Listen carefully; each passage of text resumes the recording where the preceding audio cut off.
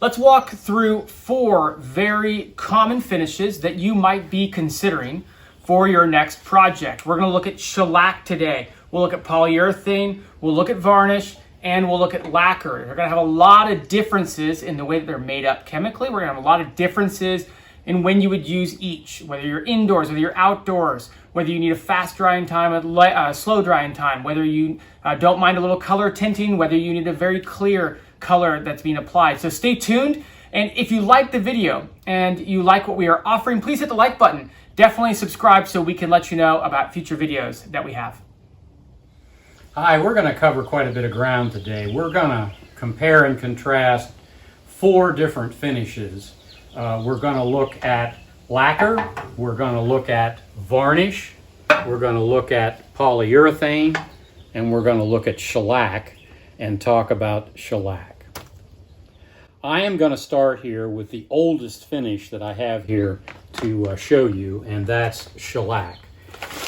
Shellac is basically a resin that is secreted by bugs in India and the Far East, and they leave this on plants, and the people there harvest it and they dry it, and then they smack it with something hard and break it up into little flakes, and then you reconstitute it into the actual finish that you're going to put on by mixing it with a solvent. And of course it dissolves very well in that solvent, and you'll end up with a shellac liquid. You can actually buy shellac liquid, but it's kind of expensive compared to mixing it yourself. This finish was the go-to finish traditionally for handmade wood furniture in like the 18th century and into the 19th century. And so if you find antiques and you have to match the finish, you might be talking about using shellac. Otherwise, I would stay away from this. It's a mess to use. Not a mess, it's difficult to use, has multiple steps of mixing, etc. It brushes on relatively easily, but then you end up with a finish that's brittle and not very durable, and it doesn't stand up to water. Now, the next 2 finishes, polyurethane and varnish, are actually both in the classification of finishes called varnish. What I have here is a can of spar varnish, and I have a can of polyurethane. They are both varnishes. Varnishes are made with an oil mixed with a resin, and then they're heated to combine chemically into the liquid that ends up in your can. Spar varnish is specifically designed for finishes that need to be outdoors and stand up to heavy sun and marine saltwater kinds of environments. And so if you're going to do a boat project and finish a boat project or an outdoor picnic table, you might want to consider spar varnish. It's relatively clear, and it's very weather resistant, and it's also very hard. It resists scratches, and it resists water damage from like a cold drink that's sweating. Polyurethane is of the same family of varnishes as the spar varnish. It's made with a different resin. This resin is less flexible. They use a flexible resin in the spar varnish because outdoors things heat up and cool down, so they expand and they contract. And if the finish weren't somewhat flexible, it could contract or separate at seams. So spar varnish is ideal for that outdoor environment. Polyurethane can be used outdoors. It's a different resin, alkyd resin is called, and it makes for a harder finish than spar varnish. It still dries relatively clear, and it's a very hard finish. This class of varnish finishes are the most durable finishes you'll find on the market.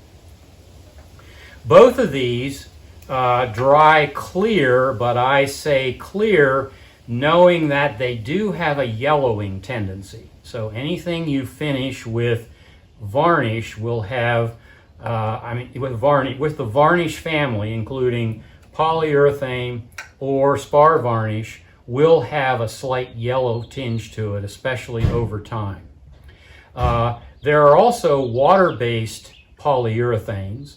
They're different chemically. They're not as durable and they're a softer finish, but they're much easier to put on, and the cleanup of the brushes is in soap and water, so that is simpler.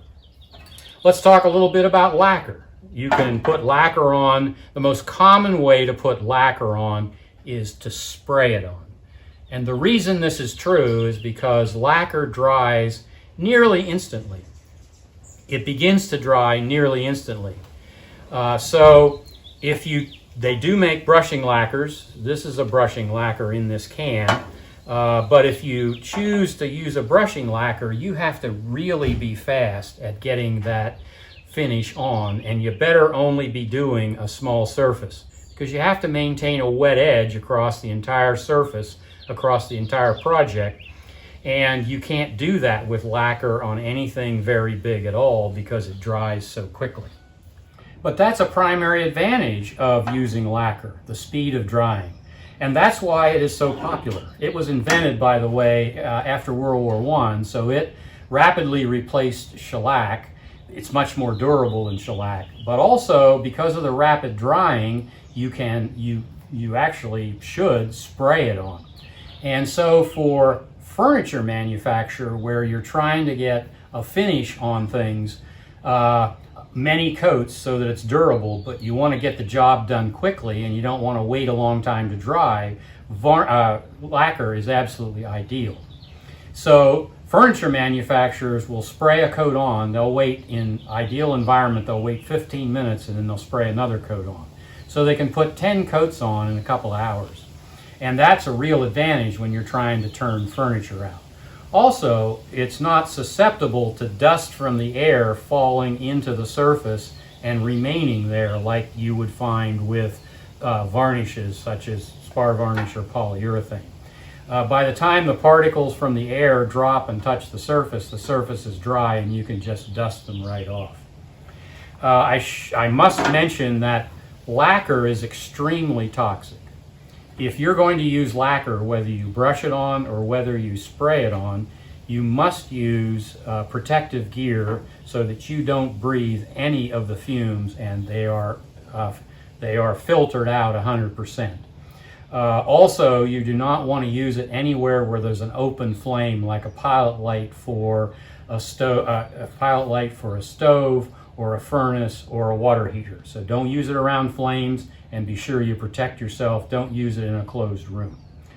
But if you're going to do furniture and you want to put a lot of coats on in a hurry, this is a good way to do it. You probably want to have a sprayer like an HVLP sprayer at home if you're going to use this finish. So when would I use each of these finishes? I would use this shellac probably only when I'm trying to refinish or refinish part of an antique, which was originally done with shellac. I don't have much use for shellac other than that. I don't think it is not a very durable finish, and it's a mess to mix and all that. If you want the strongest kind, the toughest finish, so if you're doing furniture projects at home and you want something that's going to last a lifetime, and you want that finish to last a lifetime, even though people might scrape things on it or set wet drinks on it, then the Varnish family is the way to go. If you're going to do something outdoors, like a boat or like an outdoor table, then spar varnish would be ideal because the alkyd resin in it is flexible, and so it withstands movement due to shrinkage and expansion, and it also is very durable in sunlight and does not wither in sunlight like other finishes. On the other hand, if you're doing a piece of furniture that's going to be mainly indoors, then polyurethane is a great finish. Both of these finishes you brush on, and they take 12 to 24 hours to dry between coats, so you can't be in a hurry, but you do get a great finish. So I would use these again where this is the most modern, most durable finish, where you really want it to last and you want it to look good for a long time. If you're in a hurry, then you would want to use lacquer, and you might do that if you had, let's say for instance, you are refinishing your kitchen cabinets. Well, that's a lot of work to do with a brush at 12 hours to 24 hours between coats to dry.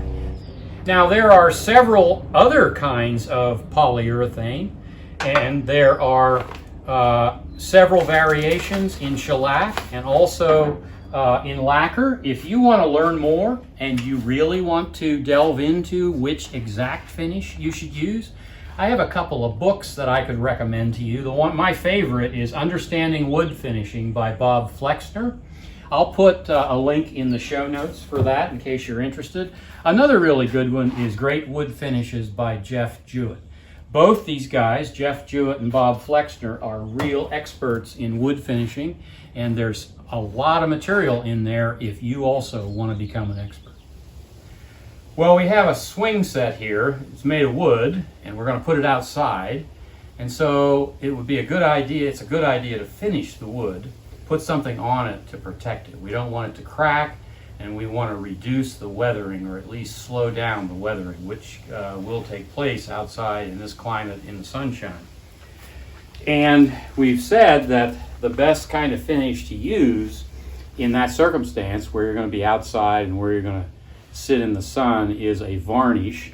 And in particular, the best variety is spar varnish, because it's very ultraviolet resistant and it works very well.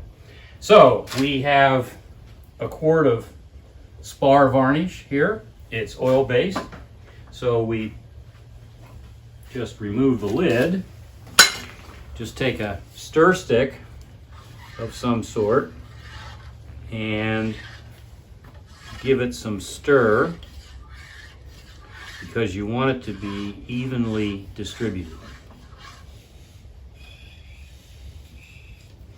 That should do it.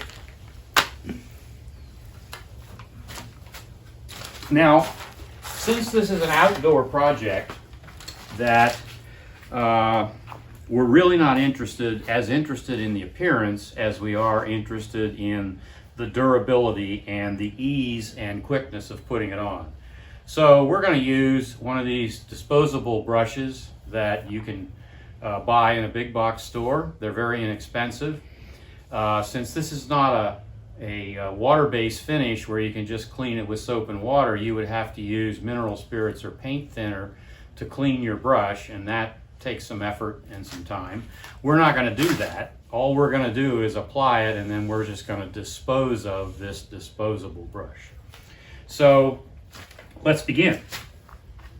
I'm going to begin out here away from this chair to begin with, because I don't want to drop drops of varnish onto this chair particularly, although it wouldn't be a catastrophe.